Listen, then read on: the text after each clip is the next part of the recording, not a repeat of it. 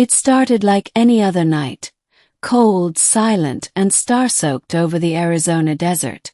I had been fixing the old radio array behind my house, trying to catch faint signals from space, a hobby born from boredom and heartbreak. 2 years earlier, I'd left the military after losing my unit during a failed off-world operation. Since then I'd lived quietly, away from everything, people, cities, and noise. But the silence didn't last long that night. A sudden tremor shook the ground beneath me, followed by a bright blue flash on the horizon. It wasn't lightning, it was deliberate, like a landing burst. My instruments went haywire. Every needle spun out of control. I grabbed my flashlight, hopped into my rusted rover, and drove toward the light, dust whipping against the windshield. When I reached the site, my heart stopped. A sleek silver craft lay embedded in the sand, steam rising from its hull. I stepped closer, gun drawn, every instinct screaming caution. The hatch hissed open, and from the smoke stepped her. She was unlike anything I'd ever seen. Tall, silver-skinned with faint patterns like constellations etched into her arms. Her armor glowed faintly, and her eyes, violet and bright, seemed to burn with both fury and pain. She looked right at me, stumbled forward, and collapsed into the dirt. Middle. The warrior and the secret. I dragged her into my workshop, unsure if I was saving her or sealing my fate. Her armor was cracked, leaking a strange, luminous fluid, like liquid starlight. "Don't touch the armor core," she whispered in perfect English.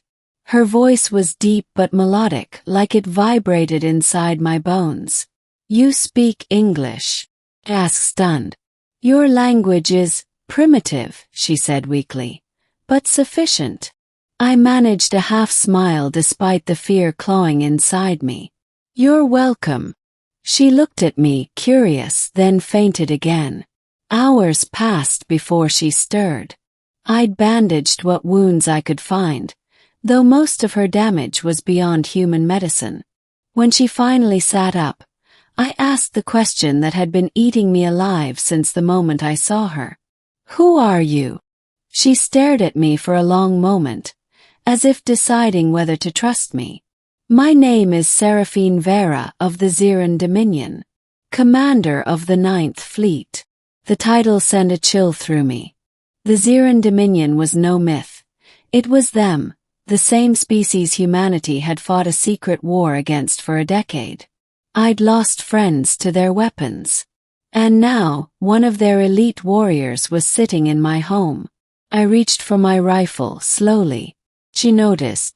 "If I wanted you dead," she said, "you would already be ash in the wind." Froze. Then she smiled, faint, knowing. "I am not here to fight. I'm here to surrender." That made no sense. The Zerans never surrendered. She continued, her tone softening. "Our dominion is dying. Something is killing our kind from within. I was sent to Earth to find the source. But I found something else." Her violet eyes locked on mine. "You." The revelation.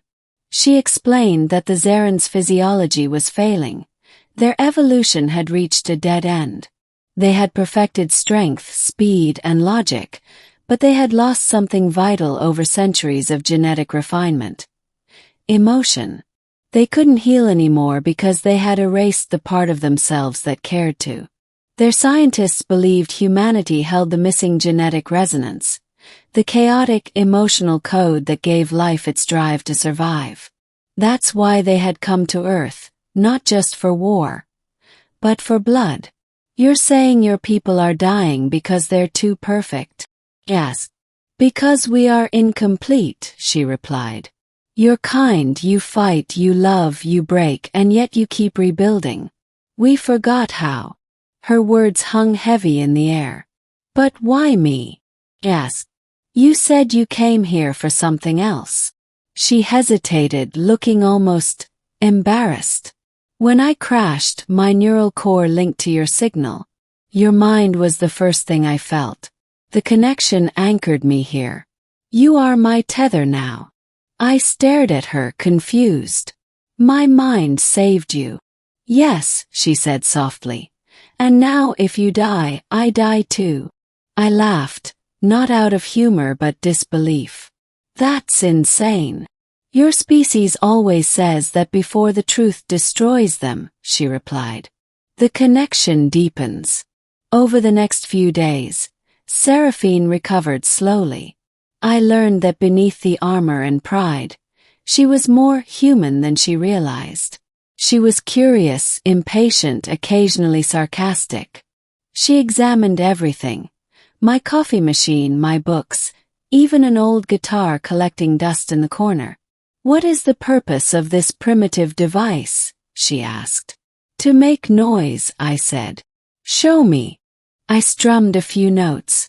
She froze, her expression softening. That sound. It vibrates differently. Inside. It's called music, I told her. Humans use it to feel things words can't describe. Her eyes flickered like stars. No wonder you survive your wars. That night, as she slept or meditated, I stood by the window, watching the faint pulse of her ship on the horizon. Part of me wanted her gone. The other part wanted her to stay. By morning I noticed something strange. My hand, which had been scarred from an old wound, was healing faster. The faint traces of her glowing blood on my skin from the night she crashed had merged with mine. When I told her, she examined me with worry. This should not happen, she said. My cells should have died once inside you. Well, they didn't, I replied. She looked terrified and fascinated. Then we are connected more deeply than I thought. Curse. On the seventh night, the connection grew unstable. My dreams were filled with visions of alien skies and dying worlds. I saw Zerans collapsing under red suns, their bodies disintegrating into stardust. When I woke up, she was gone. Panic hit me hard. I ran outside, following the trail of blue light across the sand until I found her, kneeling in the dunes, clutching her chest. Her armor was flickering. Her body seemed to reject something inside her. What's happening? Shouted. You, she gasped. Your blood, your emotion, it's rewriting my essence. I can feel your heart in my mind. She screamed, collapsing to her knees. I grabbed her shoulders. Tell me what to do. Stay away, she cried. If this continues, the link will destroy us both. But I didn't listen. I held her tighter as her body trembled, the blue glow spilling from her veins into my skin. The air around us shimmered, reality bending like heat waves. Then silence. When it was over, she lay motionless, her eyes closed. I thought she was dead until she spoke. I see it now, she whispered. The curse. What curse? Yes. The gift you gave me, your blood, your emotion, it's too strong. Can feel everything. Pain, joy, fear, love. My kind cannot survive this chaos.